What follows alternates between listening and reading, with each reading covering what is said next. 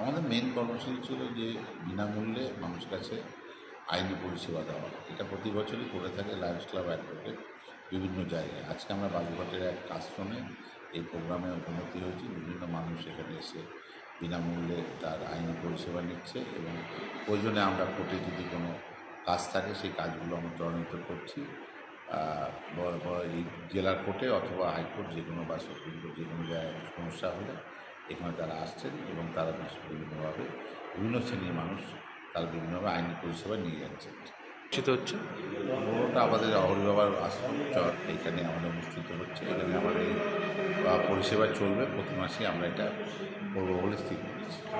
আমাদের বিভিন্ন medical camp রয়েছে, মালদা, উত্তর দিনাজপুর, দক্ষিণ দিনাজপুর আমরা করব। এছাড়া ধরুন বিভিন্ন দুস্থদের সেবা করা, ফল বিতরণ করা, গরিবদের অন্ন বস্ত্র বিতরণ করা, তারপরে বিভিন্ন অনুষ্ঠানে শিশুদের খেলনা দেওয়া, এসব বিভিন্ন সমাজসেবা কাজ লায়ন্স ক্লাব বরাবরই করে থাকে এক ব্যবস্থা। এবারেও আমরা করছি, এভাবেই আমরা চলিয়ে যেতে চাই যাতে সাধারণ মানুষের পাশে থাকতে পারি, এটি চেষ্টা করছি। কল্যাণ চক্রবর্তী।